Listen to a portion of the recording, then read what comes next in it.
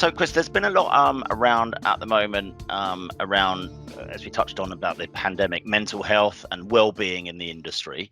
What's your thoughts on that at the moment? How do you think that's panning out? Um, I offer two things there. I want to say on a personal level, what I'm hearing, and also because I'm involved with the Agents Together charitable Yeah, foundation, where mental health is one of the two key pillars of our organisation. But personally, I'm talking. I offer if you ever want to call me on a weekday between 7:45 and 8:15, my phone's always open. I'm on my treadmill, and you can give me a call. And there's a lot of people out there who are not in a good position. yeah, yeah, Okay.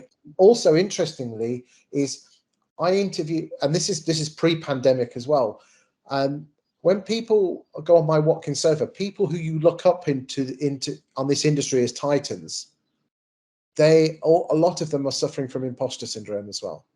I think the magic thing is this: is don't beat yourself up. I think we are all guilty of fearing the opinion of other people. We're guilty of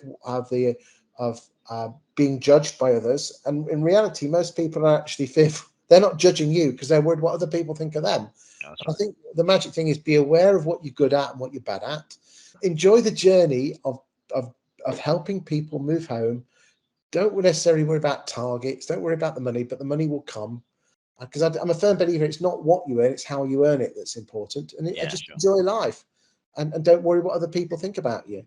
And I think Yeah, that's an awful long way. But coming back to Agents Together, yeah, we've been doing some work with mental health as well. And yeah. again, the numbers were astounding, the amount of people who are actually secretly suffering it because they see it as a weakness. But we're doing what we can in the charity to help the estate agency industry. That's great. I mean, I'm involved in that as well as a mentor, and it's quite amazing how many people have come forward and have wanted that help as well, which is quite incredible. As you say, the pandemic has probably exacerbated many people's problems, and actually put a lot of people on their own sofa, literally on their own. Yeah, which is absolutely, so it's been a need out there, I think, at the Mm. moment. So it's been absolutely great. Yeah, and likewise, I think that was always there. It just put a spotlight on it. Yeah, exactly, and made the issues worse. Yeah, and I think the industry has responded well to that, so that's brilliant.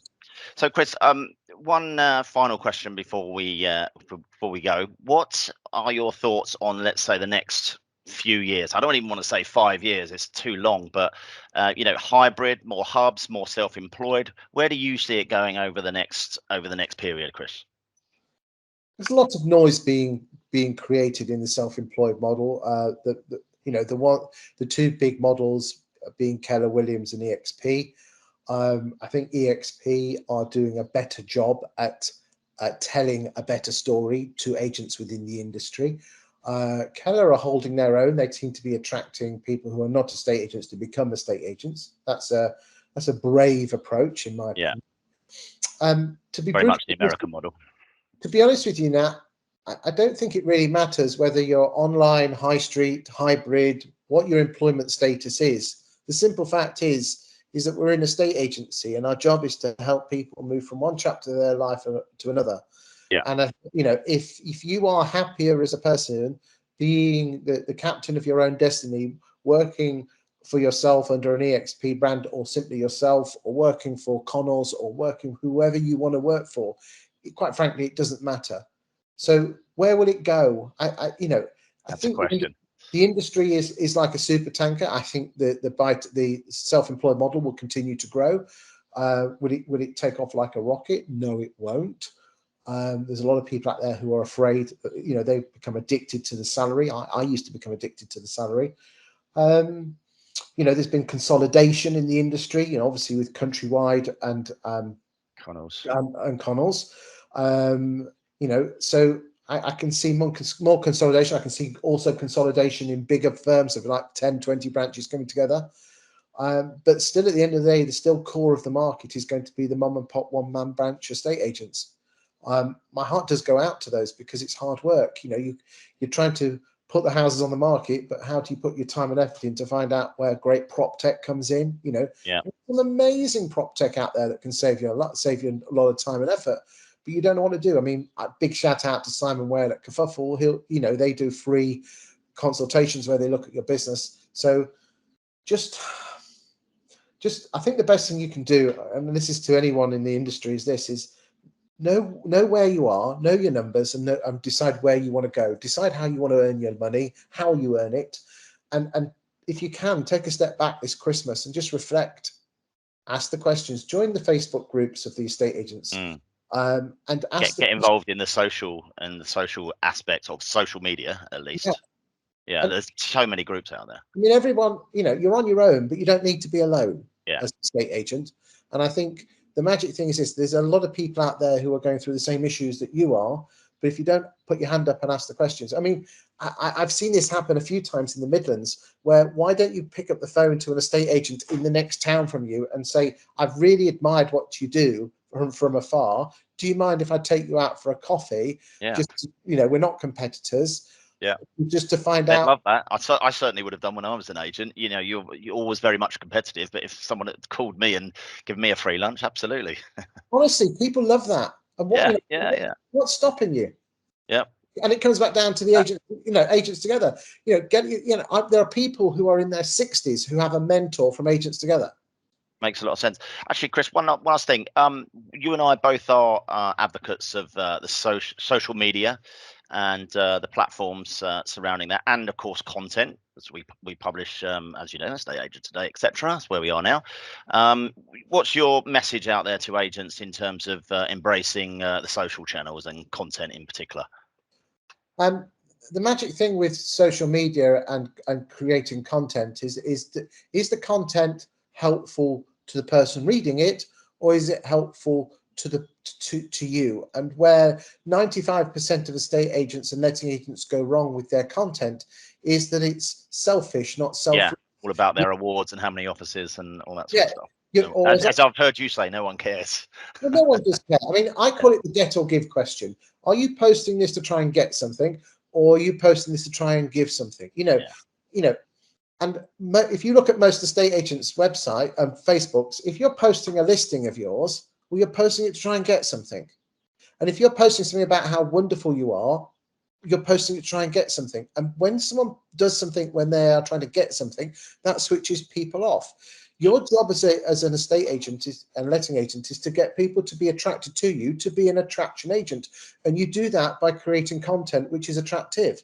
I create content which is of interest to the industry. They then become interested in me, because then when people become interested in you, they get to know you, then they get to like you, then they trust you. Know, like, trust. Yeah. Exactly. Yeah. How many touches is it on the know, like, trust? Oh, I don't know. Seven or so, or probably more. Yeah, know, like, trust. I think that's a good message. The job of social media is not to business; it's to get the trust. And people do business with people they trust. Yeah, I was always taught earlier on, as you're talking about giving something there, was to add on to the end of it, even if it's in your mind, and what this means to you is.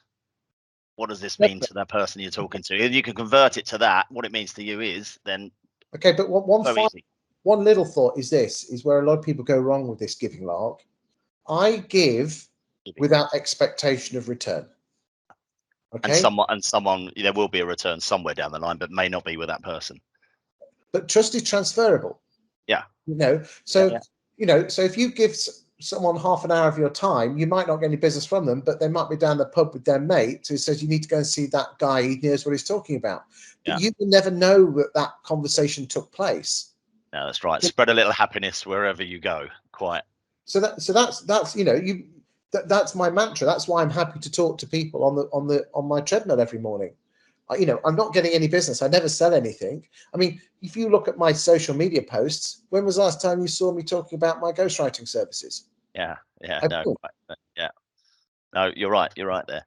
Chris, thank you so much. That's been brilliant. We will, I'm sure, revisit this at some stage in the future. But thanks for your time today, and I hope everyone's enjoyed this, getting you on the other side of the camera, so to speak. So thanks. Can I also thank, on behalf of the property industry, can I thank you and everyone behind Estate Agency Today for what you do? You're large in both ways. You're larger than life, so you're guiding your team behind you. And I just want to say thank you for what you do for the industry, Nat. I appreciate it. Appreciate it. Thank you very much. We're dedicated to that and bringing news and opinion and everything else to the industry every morning, every day. So thanks for that, Chris. But before we go, I have one last question for you. Tell us something that we don't know about Chris Watkin. I was on the Halifax TV advert with Howard. Were you? Were you actually? In fact, we'll find that and we'll put it at the end of this video. All right. You can send it to me. Okay. They flew me out for business class with the wife to New Zealand in 2003, and I'm on it for 1 second. Oh, brilliant. Okay, right. We've got to get that. We'll get it. Okay. All right. That's fantastic. Thank you so much, Chris. Thanks for the compliments and thanks for giving us the time today. All right. Cheers, Chris. Thanks a lot. Cheers. We are saving. We are saving. Making waves like pioneers. Launch a race that's extra great and so enormous it'll make your year. Extra interest. Find it here. Regular savers get 10%. No one helps more people grow their savings than Halifax.